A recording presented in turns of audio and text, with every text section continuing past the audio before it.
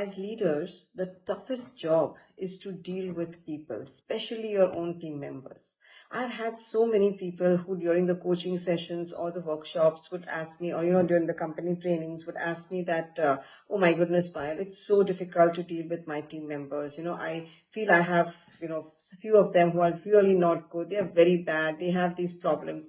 I think that's the biggest challenge we have as leaders. We know our work very well, but when it comes to dealing with team members, and it's one of the most crucial and important aspect of leadership. So I always tell people, I said, don't consider this, oh, this is my team member. Consider them as children. I mean, just come on, imagine you have a child at home, you have two or three children at home. Every child has a different personality. Every child has a different way of reacting, response, different likes, different dislikes, different goals, different perspective.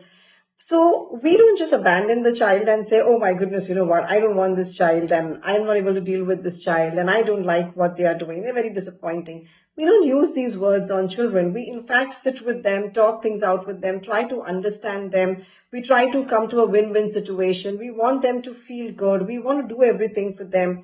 We accept them and then we mold them into how we want them to be. But we don't discard them. We don't label them. I think the same trait as leaders, we have to bring it to our organization. You are dealing not with team members, you're dealing with people. People are sensitive. People have emotions. You're dealing with emotions. You're dealing with feelings. Every single day you're dealing with habits and behaviors that are ingrained in them and which they have brought to you, into your company, into your team.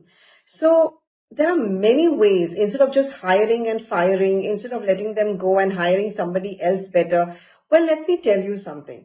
Every person that you hire will have something which is going to be negative. No one is going to be perfect in your team. The degree varies, but nobody is going to be exact how we want. So rather than just letting them go or just leaving them to how they are and just giving them those performance appraisals and saying, oh, this is how you are, you need to change. As leaders, a lot of your time should be invested in your people. And I cannot tell you the amount of success you're going to get because of that.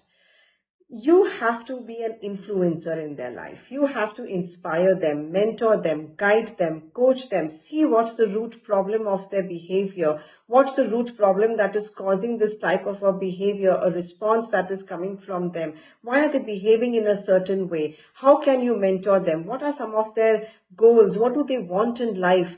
I'm telling you, my friends, if you just invest more of your time in your people, you can see a change in the result.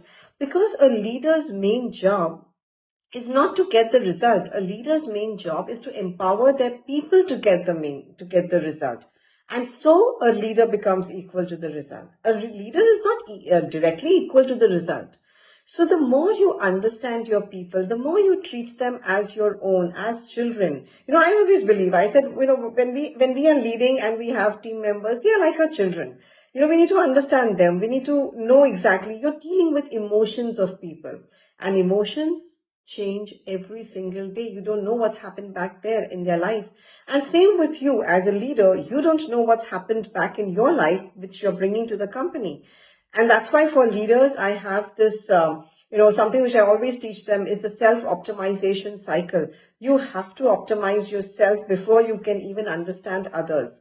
So rather than labeling people and rather than saying this is a tough team member or this is a tough boss, I think what as leaders we have to begin understanding emotions and feelings.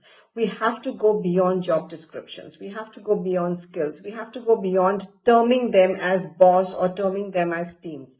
And you will see such a big difference in the way you handle them, in the way you deal with them, and in the way they begin to actually follow you and they want you as the leader.